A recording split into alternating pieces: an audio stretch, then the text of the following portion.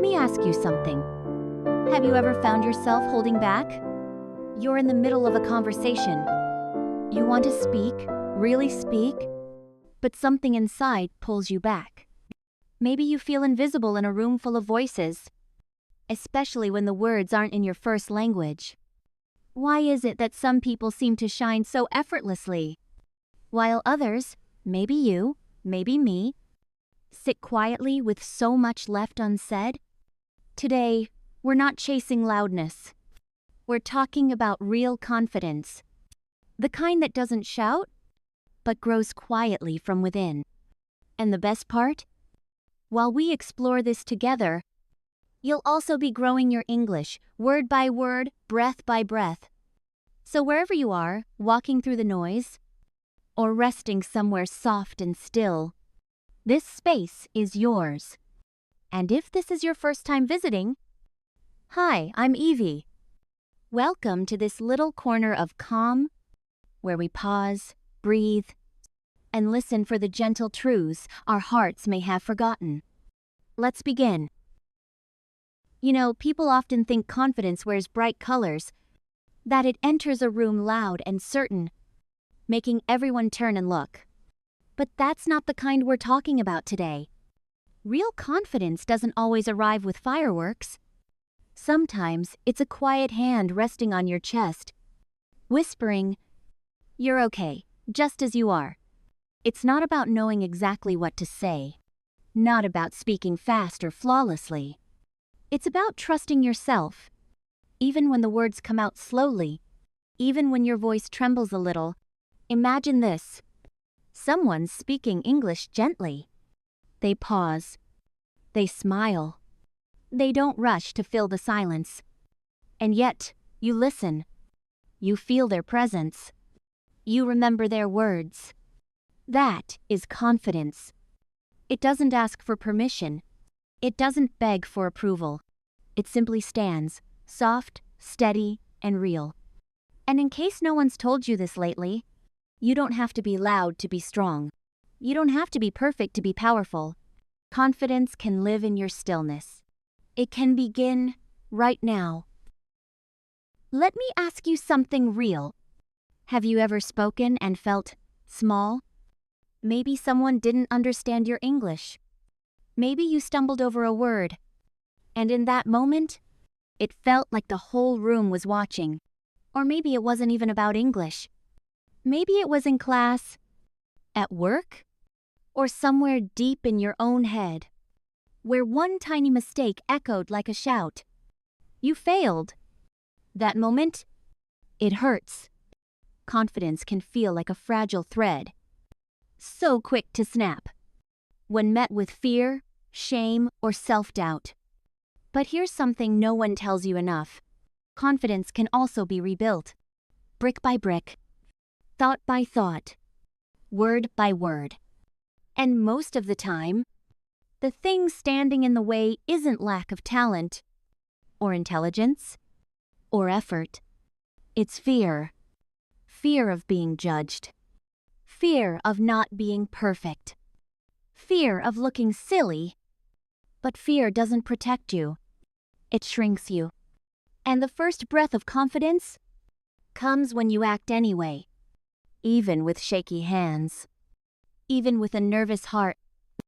I want to speak perfect English, one of my students once told me, because if I'm perfect, no one can judge me. She paused after saying it, and I asked gently, "Who told you that you had to be perfect to belong?" No one is perfect, not even native speakers. We all make mistakes. We all get nervous. And we all deserve the chance to keep growing anyway. So maybe today, you stop chasing perfect, and you start practicing something softer, something stronger. Progress.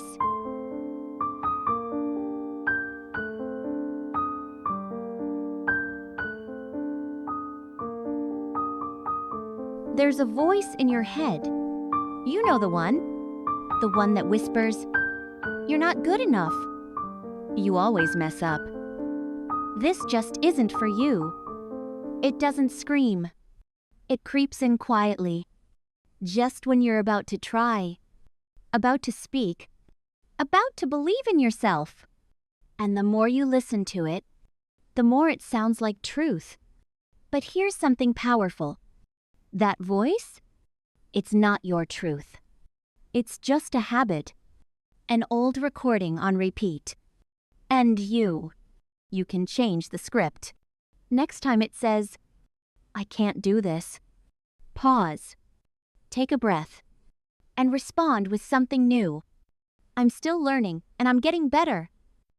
It's okay to be slow, I'm still going. I showed up, that counts. You are not your doubts. You are not your mistakes.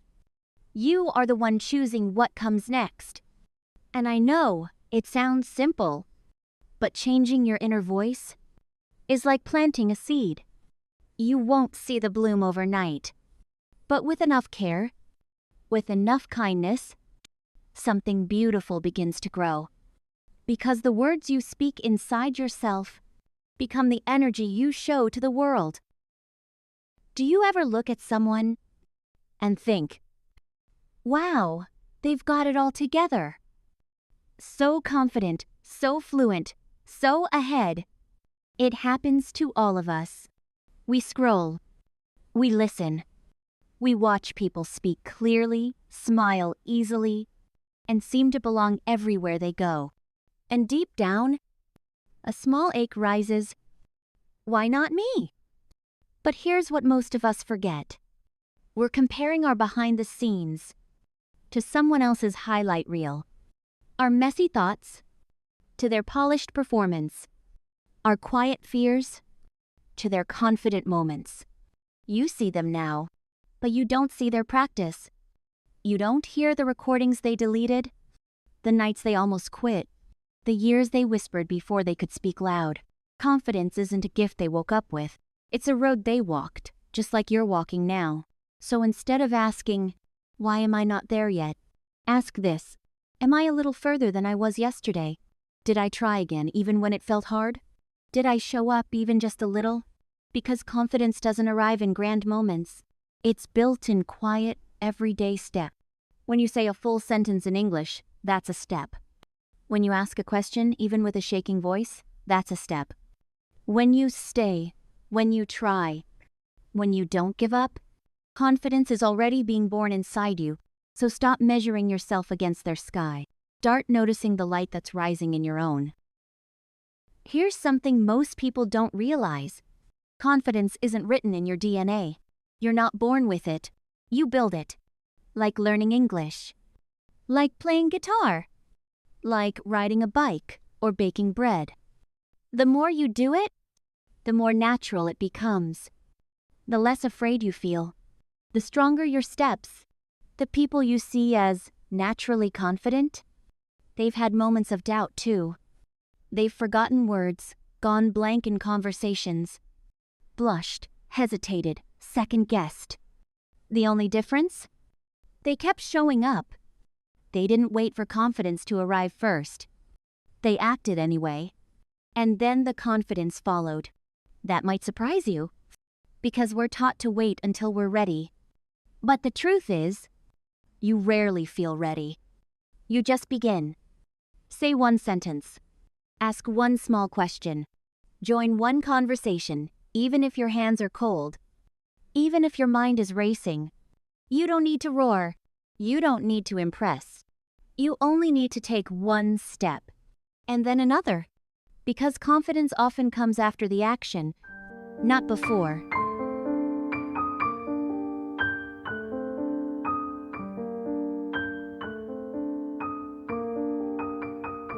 Have you ever said this before you even opened your mouth? Sorry, my English isn't good. It sounds harmless. But those words, they shrink you. They make you smaller. Before you've even begun. That apology doesn't protect you. It limits you. It tells others, and yourself, I'm not worthy of being heard. But guess what? You don't owe anyone perfection. You owe yourself permission. So next time, don't apologize. Don't explain. Just speak. even if it's slow, even if it's simple, even if it's a little messy. Because you're learning. And that's not something to hide. That's something to be proud of. Confidence isn't about having all the right words. It's about showing up without shrinking, without whispering yourself away. Stand up in your space. Take a breath. Let the words come. Not perfectly, just presently. Because when you stop apologizing for who you are, you start discovering who you've always been. Here's a truth that might surprise you. Confidence isn't comfort. It's not ease. It's not always calm. Sometimes, it's your heart pounding like a drum, your palms sweating, your stomach doing flips, right before you speak up. That's not failure. That's growth. Because discomfort doesn't mean danger. It means you're stretching beyond who you were yesterday. Think of it this way. When you speak up, even when it's hard, when your voice shakes, but you keep going, when fear is loud, but you move anyway, that's not weakness. That's strength, unfolding in real time. The more you sit with that tension, without running, without hiding, the less power it holds over you. It becomes familiar. And eventually, it becomes fuel. Confidence isn't the absence of nerves. It's the decision to not let them stop you. So next time your heart beats fast, don't pull away. Lean in. Feel it. Speak through it. Because that moment, that's the sound of your bravery growing. Before you say a single word, your body's already speaking. The way you walk into the room, the way you sit, the way your shoulders fall or tense, the way your eyes meet someone else's or fall away. And here's the beautiful secret. You can shape your confidence from the outside in. Stand tall, not stiff, but grounded. Feel your feet. Relax your jaw. Let your shoulders soften. Then roll back just a little. Lift your chin, not with pride, but with presence. This isn't about looking powerful. It's about feeling safe inside your own skin. Because when your body says, "I belong here," your voice starts to believe it too. Confidence doesn't wait until the nerves disappear. It moves with them. So next time you speak, try this. Take a slow breath. Feel the space you're in. Step into it like you deserve to be heard. Because you do. Let your posture be your quiet anchor. Let your breath be your ally. Let your body remind your mind, "I'm safe, I'm strong, I'm ready."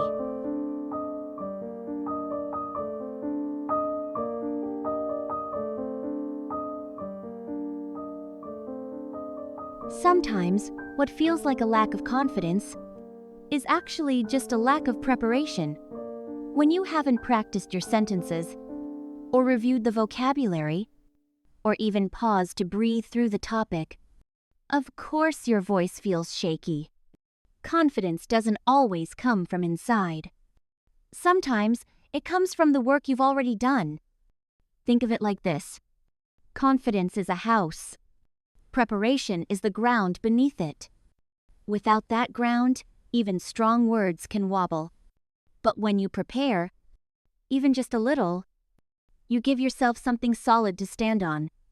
And no, this doesn't mean memorizing everything or being robotic. It means being familiar enough to trust yourself. When the moment comes, even native speakers prepare. Before interviews, before speeches, before difficult conversations. So why shouldn't you?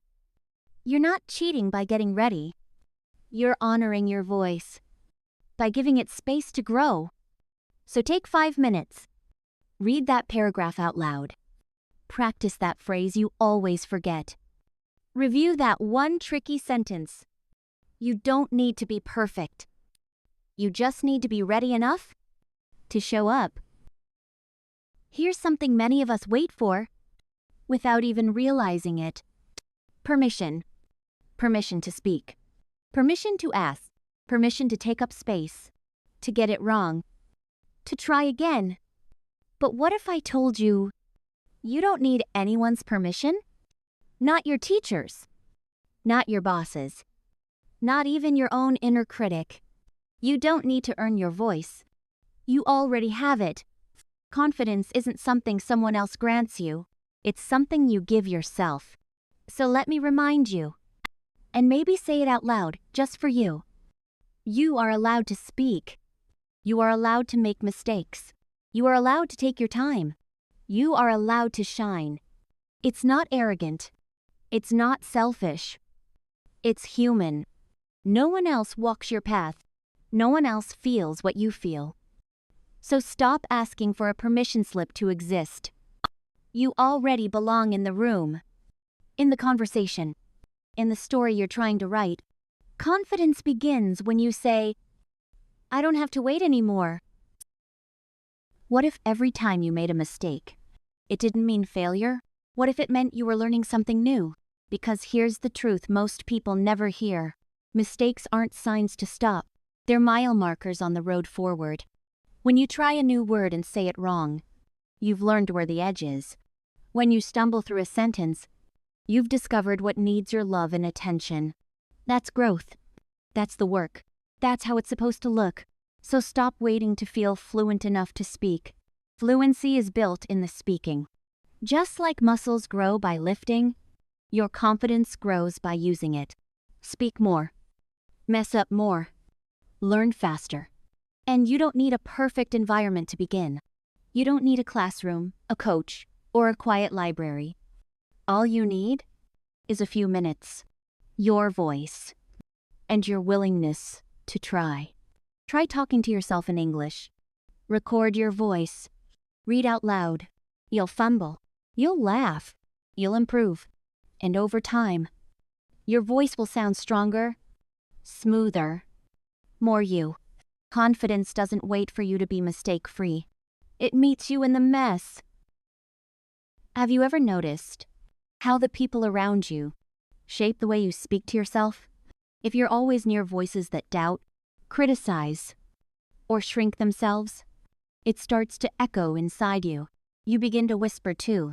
You begin to question your steps.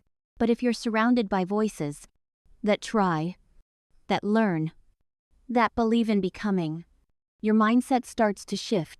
We rise with those who rise near us. So take a look around you. Who do you let shape your rhythm? Who's speaking into your story? And this isn't just about friends or family. It's also about what you consume. The podcasts you listen to. The videos you watch. The voices in your headphones. When the world gets quiet, let those voices be kind. Let them be strong. Let them remind you that it's okay to begin again and again. Confidence isn't just something you build. Sometimes, it's something you absorb. So be intentional. Find the voices that stretch you, not break you. Find the ones that make you feel seen, not small. Because the sound you surround yourself with becomes the soundtrack of your own growth. Take a moment right now. Really, pause. Close your eyes if you can. Think of something you've done in English that felt impossible a year ago. Maybe it was understanding this kind of video. Maybe it was ordering food in another country. Maybe it was simply speaking out loud without help. Whatever it is, that's not small. That's not nothing. That's proof. Proof that you've been growing quietly, patiently. Even when it felt like nothing was happening, confidence doesn't explode into your life. It builds like dawn. Slowly, gently, until suddenly everything looks different.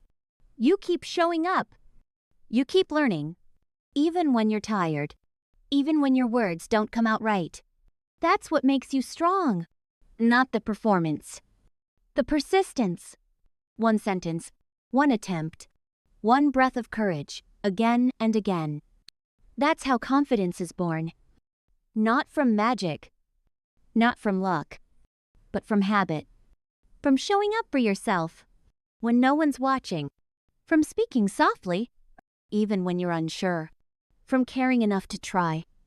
So let me leave you with this. You are already more capable than you know. The fact that you're still here, listening, caring, growing, that is confidence already alive inside you. You don't need to feel 100% ready. You just need to be brave enough to begin. And as always, you don't have to run this race alone. Evie is here to walk with you, to breathe with you, and to remind you, your voice matters. One word, one thought, one day at a time.